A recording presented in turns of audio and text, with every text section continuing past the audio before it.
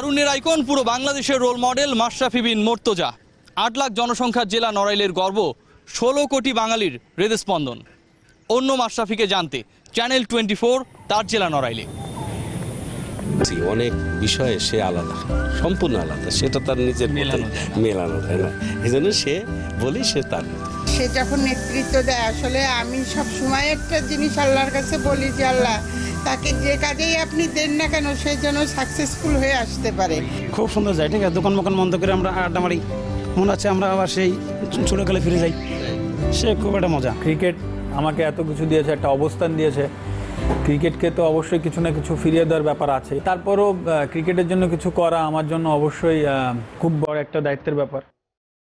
বাংলাদেশের ক্রিকেটের মহানায়ক রাজপুত্র, নতুন দিনের রূপকার কিংবা অজেয়কে জয় করে প্রত্যাবর্তনের hero Mashrafe bin Mortaza. So it's Wasim Jaffer on strike to Mortaza. And the first ball's bowled. He's let it go as bowling. First ball, what a great throw, what a start. Fantastic start. ওয়ানডের আগে test অভিষেক, তবে ইনজুরির মিছিল ম্যাচকে খেলতে দেয়নি 36টার বেশি test. First match after such a long time, and Timber, what a delivery to start with. India, one down. সাদা পোশাকে সবশেষ ম্যাচটা খেলেছিলেন 7 বছর আগে, এই জুলাইতেই।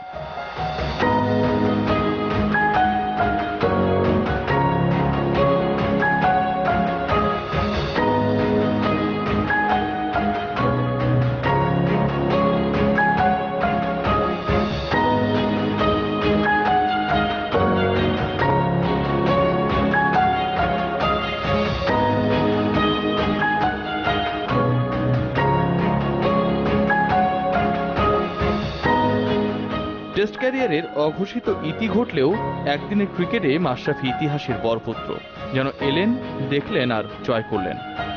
Which means he's never been out at number 7 in the 3 times that he's batted, and he's been able to accumulate 129 runs and the leading edge. Williams is gone. Mushfiqur রহিমকে সরিয়ে 2014 শেষে দ্বিতীয়বারের মতো অধিনায়কত্ব পেলেন নড়াইল এক্সপ্রেস। জিম্বাবুয়ের বিপক্ষে বাংলাদেশ সিরিজ জিতল 5-0-তে। The captain himself.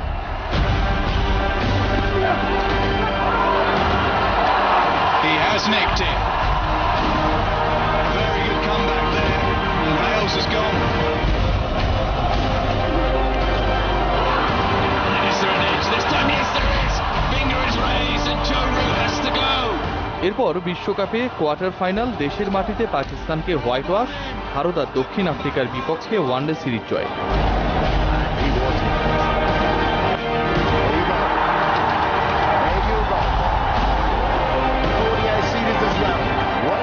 আর সবশেষটা দেশের মাটিতে এশিয়া কাপের ফাইনালে টিম বাংলাদেশ, মাশরাফির ছোঁয়ায়। স্বপ্ন দেখা কেবল শুরু করেছি, এখন আমরা অনেক স্বপ্ন পূরণ করে ফেলেছি ক্রিকেটের ক্ষেত্রে। আপনার কি স্বপ্নের জায়গাটা কিছুটা হলেও পূরণের দিকে গেছে নাকি কিছুটা হলেও? স্বপ্নের তো শেষ নেই, আমি আসলে এখন স্বপ্ন টপ্ন কিছুই দেখি না।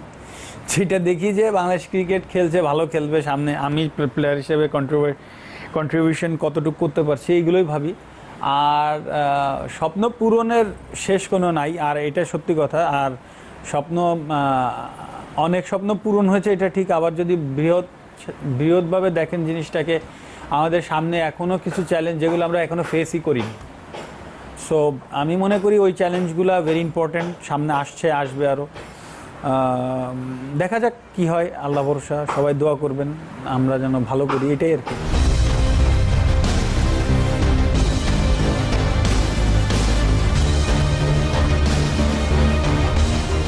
বিপিএলে ঢাকা গ্ল্যাডিয়েটর্সের পর সাদামাটা কুমিল্লা ভিক্টোরিয়ান্সকে জিতিয়েছেন শিরোপা, অধিনায়কত্বের পরশ পাথরে।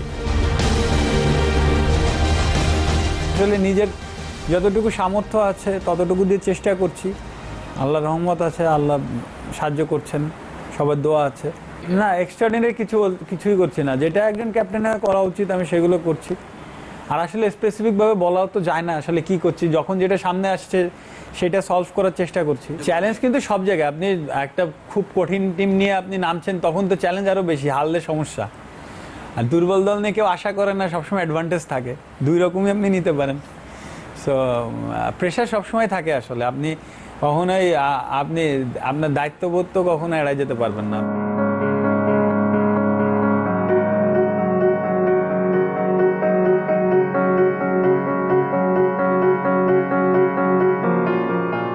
মাশরাফি নামটার উল্টো পিঠ যেন সাফল্য আর সংগ্রাম, যার সংগ্রামের আর ফিরে আসার গল্পটা আমাদের ক্রিকেটের গড়ে ওঠার গল্পের সমার্থক। কত কিছুর মধ্য দিয়ে যে গেছেন বাংলাদেশের ট্র্যাজিক হিরো তা সত্যি অবিশ্বাস্য। ইনজুরি দুপায়ে, বারবার অপারেশন, বিশ্বকাপ দলে ঠাঁই না পাওয়া, অতঃপর রাজসিক প্রত্যাবর্তন। মাশরাফি বলেই হয়তো পেরেছেন। তার প্রতিকূল অবস্থা আসলে তো কেউ এত কাছের থেকে ফিল করে না, আপনজন ছাড়া কেউ ফিল করে না। আমি যেমন তার অস্ট্রেলিয়াতে তার ইনজুরির সময় সবসময় তার কাছে আসলে এগুলো বলে বোঝানো যায় না, কত কঠিন মুহূর্ত। এবং আফটার অপারেশন এটা যে আরও ভয়াবহ অবস্থা, তারপরে আবার চ্যালেঞ্জিং, সে দলে ফিরতে পারবে কি পারবে না, এটা আর একটা চ্যালেঞ্জিং। অতএব এই যে প্রতিকূল অবস্থা, এটাকে আসলে বলে বোঝানো যাবে না। এটা একটা সাংঘাতিক মানে বাস্তব ভিত্তিক অবস্থা, না হলে বোঝা যায় না। তো আমি এটা দেখছি, আমরা অনেক প্রতিকূল, সে যে কি প্রতিকূল অবস্থার ভিতর দিয়ে বেরিয়ে আসছে, আসলে এটা বলে বোঝানো সম্ভব না, একমাত্র আল্লাহই বলতে পারবে। যখন ইনজুর্ড হতো তখন আমাদের অবস্থা কেমন হয় সেটা তো আসলে বলার অপেক্ষা রাখি না। তা সবসময় আমি ব্যক্তিগতভাবে আমি মা, সব মাই তার সন্তানের জন্য শুভকামনাই করে, সব মাই, এটা মায়েদের ধর্মই। তা আমি আসলে সবসময় ওর জন্য স্পেশালভাবে রোজা রাখি। এই সময়টা কি সে শেয়ার করেছিল, মানে কষ্টগুলো? সেই সময় কষ্ট তো লাগে, ঠিক আছে, আমাকে বোঝেন না, একটা ন্যাশনাল একটা রানিং প্লেয়ার, হয়তো বা ইনজুর থাকে মানুষের, কিন্তু সে তো ওই সময় ফিট ছিল। কষ্ট তো শুধু শেয়ারও না, আমাকে নোয়ালের লোক সবাই ওর সাথে শেয়ার করেছিল, বুঝলেন? এই যে কী একটা অবস্থা, টাইট জেলামালা, সে নোয়াল দোয়ান সব বন্ধ হয়ে গেল না ওর জন্যে, একটা খুব একটা, বুঝলেন, মানববন্ধন, হরতাল, গাড়ি বন্ধ চলেন না, এমন একটা অবস্থা। আসলে সেই দিনটা খারাপ ছিল, আর আমরা আছে এখন দোয়া করি যাতে ওই সব দিন যাতে না আসে এখন আর। ইনজুরিটা ছিল যে ধরেন সিচুয়েশনটা এমন ছিল যে আমি অপারেশন করে আসছি, রিহ্যাব করছি। আমি বাস্তবতা এমনই ছিল যে সবাই মাঠে খেলছে, কেউ হয়তো বা টিমের থেকে বাদ পড়ছে, কিন্তু তার একটা সার্টেন জায়গা আছে যেখানে যে সে প্রুভ করার সুযোগ পাচ্ছে। তো আমার কাছে অনেক সময় এরকম মনে হতো যে আল্লাহ আমাকে এমন করে দেন যে আমি ঠিক আছে বাদ পড়ি তাও ভালো, কিন্তু আমি প্রুভ করার সুযোগ, অ্যাটলিস্ট খেলতে পারি। তখন ওই 8 মাস 6 মাস 10 মাস যেটাই বলেন, মনে হতো এরকম যে আমি অ্যাটলিস্ট খেলার সুযোগটা পাচ্ছি না, আমি খেলতে পারলেও তো তাও হতো। বাট আলহামদুলিল্লাহ আমি সব কিছু পজিটিভলি নিয়েছি এবং শুক্রিয়া আদায় করি যে হয়তোবা টিমের থেকে বাদ পড়লে সিচুয়েশনগুলো এত সহজ হতো না আমার জন্য। তো আল্লাহ যা করে ভালোর জন্যই করেন। আর এটা তো অবশ্যই একটা চ্যালেঞ্জ ছিল। আর অন্যগুলো যদি বলেন যে ক্যাপ্টেন হওয়ার পরও একটা চ্যালেঞ্জ, বাংলাদেশ ক্রিকেটের একটা রেসপন্সিবিলিটি যখন আমার কাছে, তখন তো অবশ্যই একটা চ্যালেঞ্জ থাকেই। ওইখানে অবশ্যই অনেক চিন্তার ব্যাপার আছে।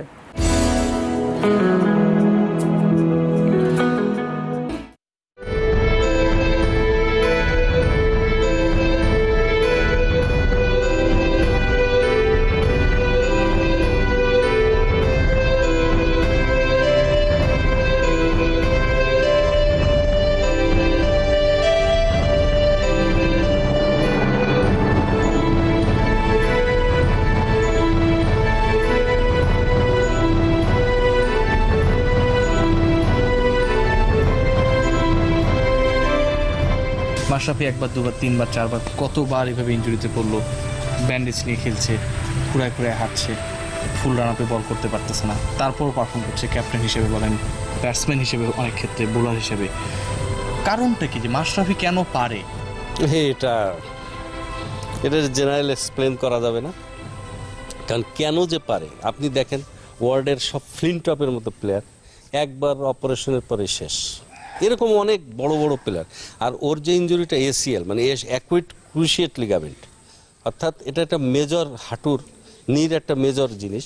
এইটা 6-7 বার 2 হাঁটুতে অপারেশন করে সে যে কেন খেলতে পারছে একমাত্র গড নোজ। 15 সালে যে 16 সালের যেটা দেখাইছে, আসলে এটা তো আসলে মানে স্মরণীয় একটা, হ্যাঁ।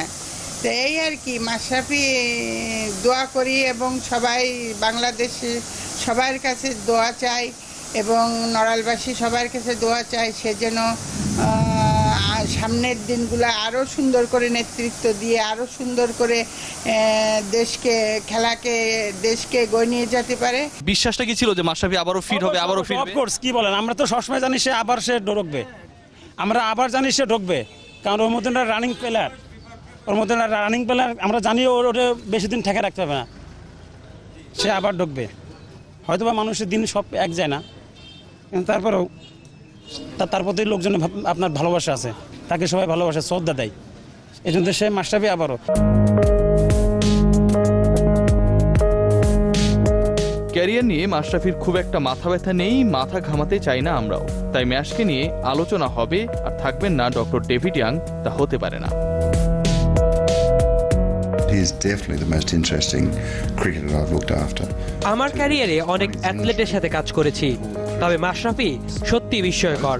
তার 2 হাঁটুতে আমি অস্ত্রোপচার করেছি, তবে মাঠে তা বোঝার ক্ষমতা নেই কারো। মাশরাফি সবার চেয়ে আলাদা। আমারটা যেটা হয় কি, যে স্পোর্টসম্যানদের মানে এই অপারেশন করা ছাড়া আপনি আর ক্রিকেট মানে যে কোনো স্পোর্টসে ফিরতেই পারবেন না। এসিএল রিকনস্ট্রাকশন, লিগামেন্ট যেটা আমার তো এটা হয়ে গেছে, যে আমার 7 বার হওয়াতে আমার ডিফিকাল্টিটা বেশি হয়েছে, যে ধরেন রেস্ট্রিক্টেড হয়ে গেছে অনেক কিছু আমার। হ্যাঁ, ও আমাকেও এটাও বলেছিল যে মানে বাংলাদেশে, ইভেন ওর বাংলাদেশেও কাজ করার ইচ্ছা ছিল অনেক। বাংলাদেশে তো আসলে এই লেভেলের ডক্টর থাকলে, ওই লেভেলের ফিজিও থাকলে অবশ্যই বাংলাদেশি স্পোর্টসটা অনেক উপকৃত হবে।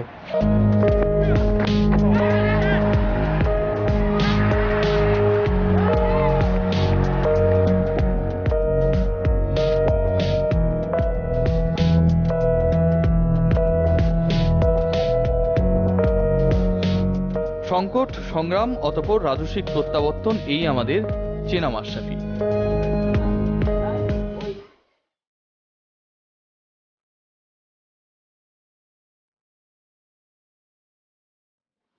অন্য মাশরাফির সন্ধানে চিত্রাপাড়ে নড়াইলে আমরা।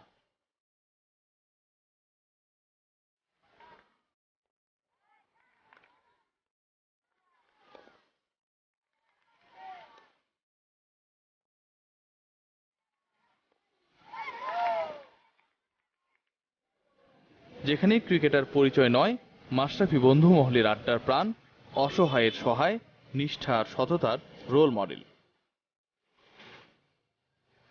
অ্যাকচুয়ালি আছে সবারই বন্ধু, কারণ কম বেশি সবারই বিপদের সাথে থাকে, হয়তো সে সময় পায় না, এখন সবসময় ব্যস্ত থাকে, ন্যাশনাল টিমের ক্যাপ্টেন সে, তারপরেও যেটুকু সময় পায় মানুষের পাশে থাকে সবসময়। আপনার ক্ষেত্রে আসলে তার বড় অবদানের কথা আমরা শুনেছিলাম, সেই বিষয়টা আমরা আপনার মুখ থেকে আসলে দর্শকদের জানাতে চাই। আসলে অ্যাকচুয়ালি আমার বোনের বিয়ের সময় 2 লাখ টাকা দিয়েছে, তারপরে শোনা যাচ্ছে প্রায় 1 কোটি, তারপরে আমাকেও কম বেশি হেল্প করে। এটা মানে অ্যাটলিস্ট মনে নেই, তারপরে আপনার মানে 2004 কিংবা 5-এ।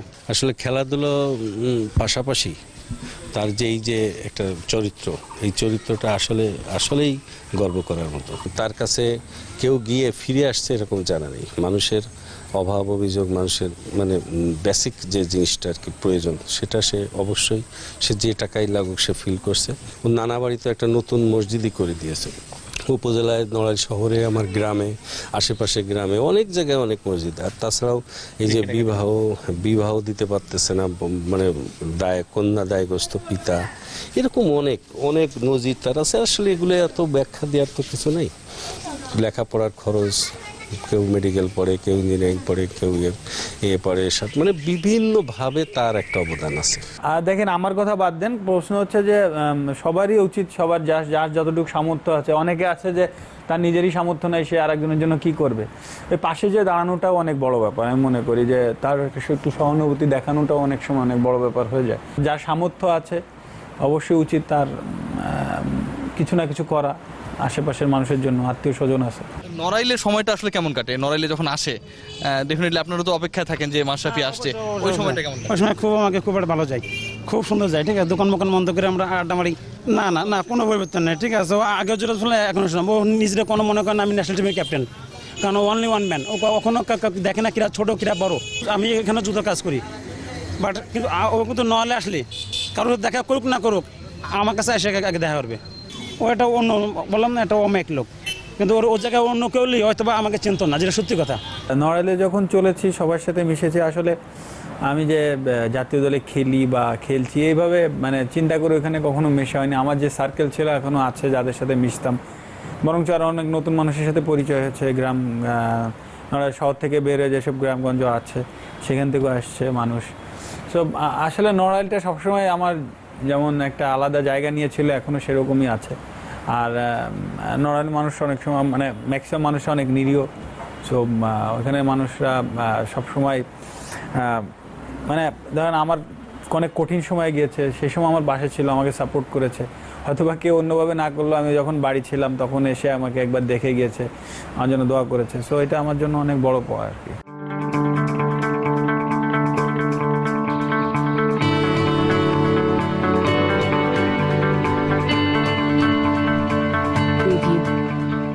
বাড়ির দেয়াল ঘেঁষে বিশাল মাঠ, কৌশিকের মাশরাফি হওয়ার সূচনাটা এখানেই। কেমন ছিল সেই দিনগুলো? তো তখন ধরেন আমাদের ব্যাচটা যারা ছিল তারা ম্যাক্সিমাম ছেলে পেলেই ভালো রেজাল্ট করতো। সো ওর ভেতরে আসলে আমি পেরে উঠতাম না, কারণ আমার তো নেশাই ছিল মাঠে থাকবো।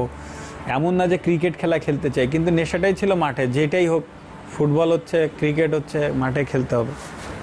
তো ওই সন্ধ্যার পরে যে বাসার চাপাচাপিতে একটু পড়তে বসতাম, এই ছাড়া আর আসলে পড়ালেখা করতে মনই চাইতো না। মেন কথা হচ্ছে যে মাঠেই থাকতে ভালো লাগতো, এটাই আর কি। তো প্রচুর মার খাইছে আমার হাতে। ও তো ব্রিলিয়ান্ট স্টুডেন্ট ছিল, লেখাপড়া অনেক ভালো ছিল। ওরে আমি খেলে যে এখানে আসবে এটা তো আসলে কোনো বাবা মা এটা বুঝতেও পারে না, বলবো না। খেলাধুলায় আসলেই তার একটা আলাদা ইয়ে ছিল, মানে ন্যাক ছিল আলাদা, বুঝছেন। স্কুল ক্রিকেটে সে যখন ভালো করতে লাগলো সবাই বলল, এবং আপনার খুলনা ফার্স্ট ডিভিশন লিগে যখন নিয়ে গেল নানা, খুলনা মোহামেডানের সেক্রেটারি ছিল নানা, নিয়ে গেল সেখানে অনেক ভালো করে ওর খুলনার সবার চোখে আসলো। তো ওইখান থেকে সবাই বলতে লাগলো যে এই নেই। তারপর আন্ডার-17 গেল, আন্ডার-17 ন্যাশনাল খেললো, তারপর ন্যাশনাল থেকে আন্ডার-19 জন্য বাদ দিয়ে সরাসরি এ টিমে নিয়ে গেল। সেটা বয়স কিন্তু খুব কম, তখন থেকে বুঝলাম যে ওর একটা অপদায় হতে যাচ্ছে, প্রতিভা আছে এবং সে প্রতিভার বিকাশও ঘটাইতে পারবে। ছোটবেলার মাশরাফি এখনকার মাশরাফি তো একটু পার্থক্য আছেই। ছোটবেলায় ও যখন খেলতো তখন ও সবসময় ধ্যান ধারণা ছিল খেলা, এখনও ধ্যান ধারণা খেলা, কিন্তু এখন যেমন এখন একটু রিজার্ভ, মানে একটু চুপচাপ বেশি হয়ে গেছে, কিন্তু ছোটবেলায় হইচইটা বেশি করতো। জীবনের জয়গানে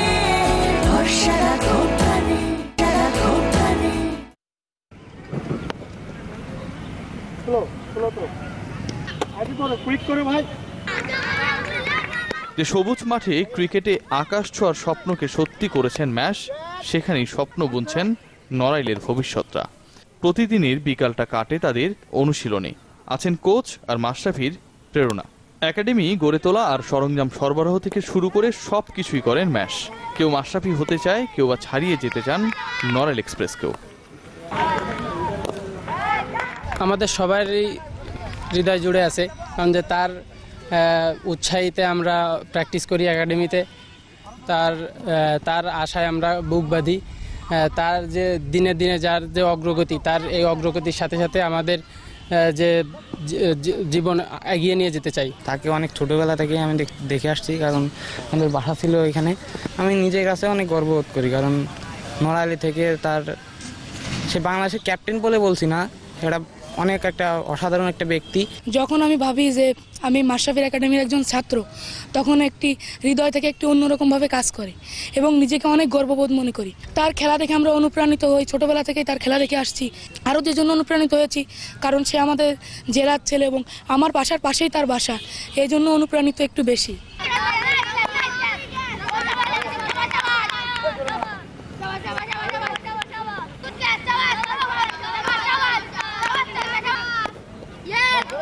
পেলাম ইমরুল কায়েসকে, মাশরাফির স্বপ্ন আর নড়াইলের ক্রিকেট প্রজন্মকে গড়ে তোলার গুরুভার যার কাঁধে।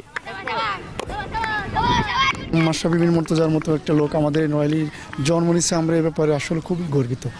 দ্বিতীয়ত হচ্ছে আমাদের যে একাডেমিটা, আতারহমান ক্রিকেট একাডেমি, তিনার নানার নামে এটা স্থাপিত হয়েছে 2007 সালে, এবং 2007 সাল থেকে এই পর্যন্ত 2016 রানিং, এই পর্যন্ত আপনার যত রকম ইনস্ট্রুমেন্টের দরকার ব্যাট বল বলেন, অর্থনৈতিকভাবে বলেন, সব কিছু সাপোর্ট দিয়ে আসছেন উনি, খুবই ভালো। বর্তমানে আমাদের একাডেমিতে স্টুডেন্টের সংখ্যা 100-র উপর, এবং আমাদের যে প্লেয়ারগুলো পাইপলাইনে মোটামুটি যারা আছে, আন্ডার-19 একজন আছে, 15 দুজন আছে। অলি মোহাম্মদ নাফি 2015 ট্যুর করে আসছে ইন্ডিয়াতে। দুইটা কোচ কাজ করে, একটা হচ্ছে আমার বন্ধু সজীব বিশ্বাস, আর একটা হচ্ছে ইমরুল। ইমরুল হচ্ছে সার্বিক তত্ত্বাবধানে থাকে, আর সাজু হচ্ছে মনিটরিং করে জিনিসটা। আমরা যেটা করি যে আমার যতটুকু সামর্থ্য যদি কিছু বল কিনে দিই, আর thanks to Bangladesh cricket team যে অনেকেই আসলে ওদের কাছ থেকে কারোর কাছ থেকে একটা গ্লাভস মানে নষ্ট হয়ে যাওয়া, অথবা গ্লাভস বা কিপিং গ্লাভস আমি অনেক সময় চেয়ে নিই যে আমার একাডেমির ছেলেপেলেরা একটু যাতে প্র্যাকটিস করতে পারে, সো তারাও অনেক হেল্প করে। সো আমার একটা ইচ্ছা আছে যে ওইখানে একটু ভালো করে কিছু যদি করা যায় তাহলে হবে কি যে অ্যাটলিস্ট কিছু প্লেয়ার উঠে আসতে পারবে। আমি আসলে আর্থিকভাবে সহযোগিতা আশা করি না কারো কাছ থেকে।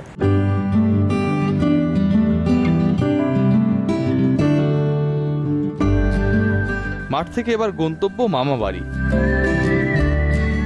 এটা মাশরাফির মামার বাড়ি, যে বাড়িতে তার গড়ে ওঠা আর বেড়ে ওঠার বড় একটা সময় কেটেছে। ইউসুফ আলীর দোকান, যেখানে ঘিরে মাশরাফিকে কেন্দ্র করে আবর্তিত হয় নড়াইলে তার বন্ধু মহলের আড্ডা।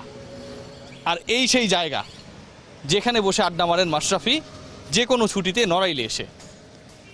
মাশরাফি নেই, তাই পুরো জায়গাটা ফাঁকা। অনেক বেশি মিস করছেন তার বন্ধুরা, একই সাথে ইউসুফ আলী।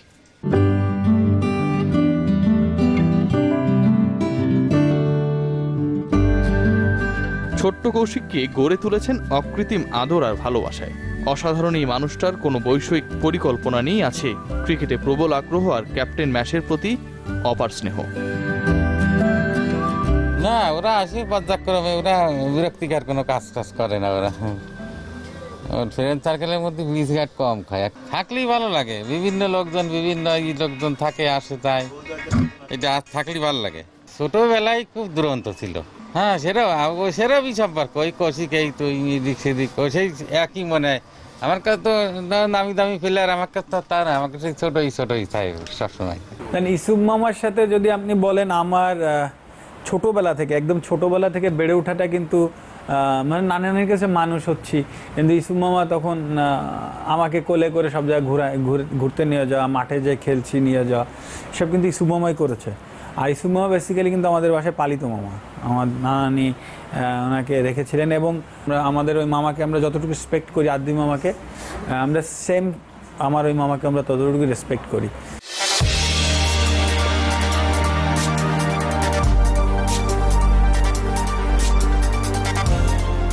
ওয়ানডেটা চালিয়ে যাচ্ছেন, ক্রিকেট মাঠে হয়তো আরও কিছুদিন আলো ছড়াবেন পেসার বৈচিত্র্যময় ব্যক্তিত্বে।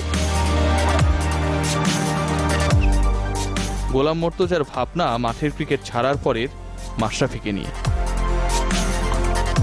তার জন্য দোয়া করবেন, আপনারা দোয়া করেছেন, আরও বেশি করে দোয়া করবেন। আর তার খেলাও তো এখন শেষের পথে, আর কয়টা দিনই বা আছে, তবুও সে খেলছে। সে তার এখন আর একটা জীবন শুরু হবে এরপরে, খেলার পরে তার সন্তানরাও যাতে আলোকিত মানুষ হিসাবে তার মতো করে গড়ে তুলতে পারবে, এটাও আমাদের একটা দারুণ চাওয়া পাওয়ার। তবে ক্রিকেটে আমি জানি না, ক্রিকেটের অবসরের পরে আমি খুবই কষ্ট পাবো আর কি। ক্রিকেট আমাকে এত কিছু দিয়েছে, একটা অবস্থান দিয়েছে, ক্রিকেটকে তো অবশ্যই কিছু না কিছু ফিরিয়ে দেওয়ার ব্যাপার আছে, অথবা হাজার কিছু করলেও দিতে পারবো না ক্রিকেট আমাকে ব্যক্তিগত জীবনে যা দিয়েছে। দেখা যাক, আমি আসলে এখনও যেহেতু ছোট একটা একাডেমি আছে, ওইখানে একটা তো জায়গা আছেই, আর কিছু করা যায় কিনা দেখি। এখনও তো আসলে যেহেতু খেলছি, অত দূর ভাবছি না, ছাড়ার পরে অবশ্যই অনেক সময় পাবো, আল্লাহ বাচ্চা রাখলে, সুস্থ রাখলে ভাবতে পারবো ইনশাল্লাহ।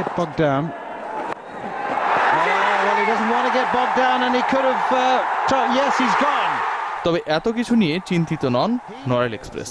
তাকাতে চান সামনে, ধরে রাখতে চান ওয়ানডের সাফল্য। তবে প্রশ্নটা অন্য ইস্যুতে। পেস বোলার অধিনায়ক হলে কতটা বদলে যান অন্য পেসাররা, ম্যাচ দিলেন তারও ব্যাখ্যা।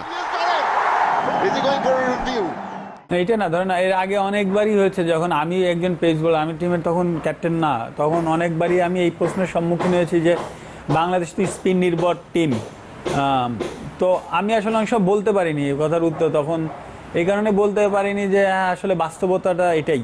আপনি ডোমেস্টিক ক্রিকেট থেকে শুরু করে আপনি একটা আড্ডার থেকে শুরু করে আপনি মানে ক্রিকেটিং আড্ডার থেকে শুরু করে আপনি ইন্টারন্যাশনাল ক্রিকেট পর্যন্ত সব জায়গায় স্পিনার স্পিনার স্পিনার। কঠিন হলো এটাই সত্যি যে বাংলাদেশ সমস্ত বড় ম্যাচ জিতেছে যেখানে 3টা পেস বোলার ছিল। আপনি এশিয়ার মানে বাংলাদেশের কথা বাদ দেন, হয়তো বা নিউজিল্যান্ডের সাথে আমরা স্পিনারদের জিতেছি, কিন্তু আপনি ম্যাক্সিমাম বড় ম্যাচে যান, আপনি ইংল্যান্ডে যে দেখেন, আপনি কার্ডিফ দেখেন, আপনি ত্রিনিদাদ টোবাগো দেখেন, হ্যাঁ হয়তো বা ওই ত্রিনিদাদ টোবাগো একটাই ছিল যে ওইখানে হয়তো বা আমরা 3টা স্পিনার নিয়ে জিতেছি। বাট আপনি অলমোস্ট বড় বড় ম্যাচের মানে যে ইভেন্টগুলা মানুষের চোখে আসবে সেইখানের ম্যাচগুলো তাকে দেখেন যে আমরা 3 পেসার নিয়ে ম্যাক্সিমাম জিতেছি। জীবনের জয়গানে ভরসা রাখো প্রাণে।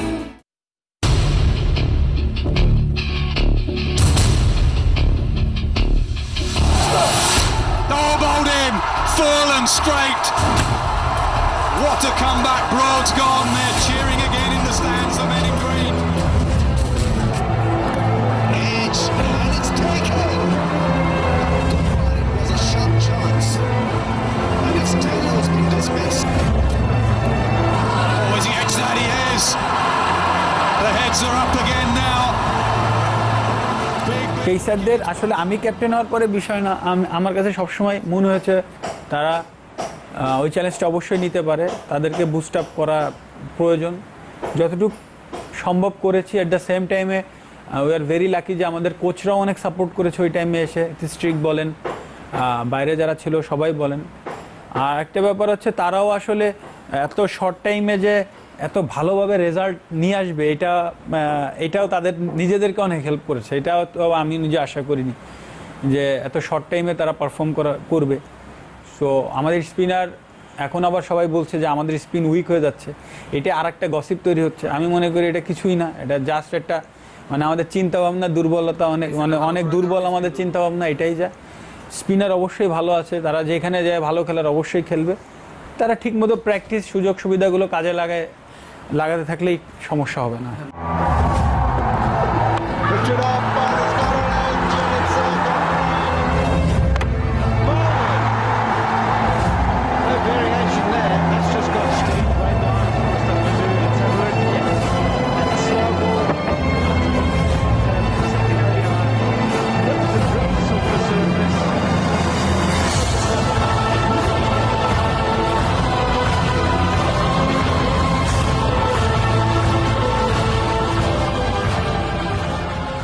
হ্যাঁ, মুস্তাফিজ সম্পর্কে যদি একটু সংক্ষেপে মূল্যায়ন দিতেন।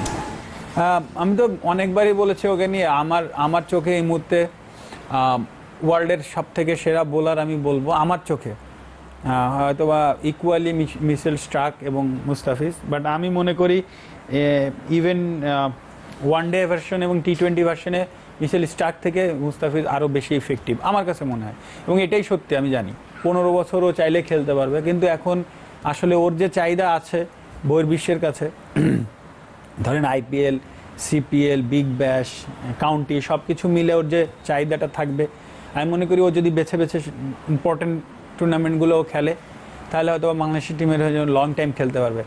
আমি শিওর যদি ও 10-12 বছর বাংলাদেশে খেলতে পারে তাহলে বাংলাদেশ ক্রিকেট একটা মানে এমন জায়গায় যাবে যেটা দেখবেন যে আমরা তখন এমন হবে যে আমরা যে কোনো কন্ডিশনে খেলছি, যে কোনো জায়গায় খেলছি, তখন আমরা মানে ম্যাচটা হবে এরকম যে ইকুয়ালি ম্যাচ খেলছি আমরা, যে অস্ট্রেলিয়া খেলছি তাও ইকুয়ালি ম্যাচ খেলছি। কারণ কি মুস্তাফিজ থাকা মানে ওকে দেখে আরও 2টা বাচ্চা ছেলে ইন্সপায়ার হবে, সে উঠে আসবে। সো এই ধারাবাহিকতাটা কিন্তু খুব ইম্পর্টেন্ট। সো এই জন্য আমি মনে করি যে ওকে অ্যাটলিস্ট 10-12 ইয়ার্স বাংলাদেশ টিমকেও সার্ভিস দেয়।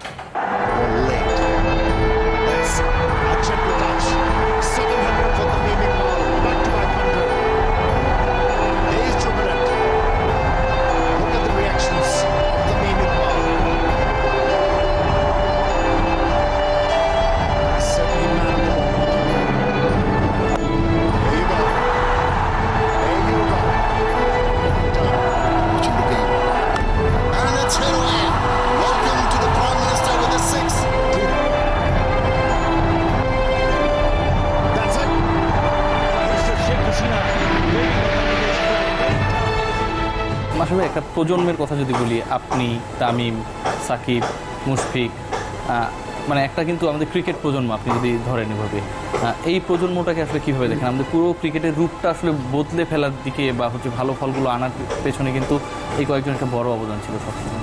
আপনি সিনিয়র প্লেয়ারদের কথা বলছেন, অবশ্যই তাদের এক গুরুত্ব অপরিসীম। বা পৃথিবীর সমস্ত টিমে, মানে ওয়ার্ল্ড ক্রিকেটের কয়টা টিম আছে এস্টাবলিশ, ধরেন 7-8টা টিম, যারা আমরা এখন আল্লাহর মতো উঠছি, তার আগে ধরেন আরও 7-8টা টিম। আপনি দেখেন জিম্বাবুয়ের কথা বলেন, Andy Flower, Grant Flower, Streak, strike Campbell, এরা থাকতে কি টিম ছিল। জাস্ট এক্সপিরিয়েন্স প্লেয়াররা নাই, ওরা শেষ। সো ইভেন এখন শ্রীলঙ্কার দিকে তাকান, সো এক্সপিরিয়েন্স প্লেয়ার। আমরা এখন ভালো করছি কি জন্য? কারণ আমাদের সাকিব, মুশফিক, রিয়াদ, তামিম এরা অনেক এক্সপিরিয়েন্স হয়েছে। এরা এখন মাঠে থাকাটাই অনেক বড় ব্যাপার। অনেক সময় তো ওরা দেখা গেলো একটা ব্যাট প্যাচ যাচ্ছে অনেক বড় সময়, বাট ওইটা ইম্পর্টেন্ট না। ইম্পর্টেন্ট হচ্ছে ওরা মাঠে আছে, এটা অনেক বেশি, হয়তো বাইরের থেকে অনেকে বোঝে না। বিষয়টাই এরকম। সাকিবরা চাইলে এখনও 7-8 ইয়ার্স সার্ভিস দিতে পারবে ইনশাল্লাহ। আশা করি তারা অত দূর যাবে, এবং অ্যাট দ্য সেম টাইমে যারা ইয়াং এখন তারাও গ্রো আপ করে উঠবে ইনশাল্লাহ। বাংলাদেশের ক্রিকেট প্রজন্মকে যদি কিছু বলতে চান, যারা হচ্ছে ক্রিকেটার হতে চায়, এখন চ্যালেঞ্জটা অনেক বেশি, আপনাদের সময় থেকে অনেক বেশি, তাদের ব্যাপারে আসলে মাশরাফি বিন বলতে চান? না, আমি বলবো যে নিজের সাথে সবসময় অনেস্ট থাকা, নিজের কাজটা ঠিকমতো করা, প্র্যাকটিস বলেন, মানে ডিসিপ্লিনের জায়গা বলেন, এগুলা খুব মানে ক্লিয়ার থাকা, সবসময় চলার পথে সবসময় অনেস্ট থাকা। আর যদি ক্রিকেট খেলার ইচ্ছা থাকে, মানে স্পোর্টসম্যান হতে চাইলে অবশ্যই এগুলো থাকতে হবে। আর অবশ্যই ওই প্রাইডটা সবসময় থাকতে হবে যে আমি দেশের জন্য খেলবো, কিছু করবো, এই প্রাইডটা অবশ্যই থাকতে হবে।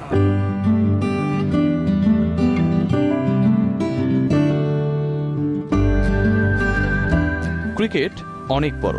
যদি বলি বাংলাদেশের ক্রিকেট মাশরাফির সমান বড়, খুব কি ভুল হবে? আমাদের যা কিছু বড় প্রাপ্তি, সবই তো এই লোকটার জাদুর ছোঁয়ায়। সময় গিয়েছে তাদের জয়গান, যারা কথায় কাজে হয়েছে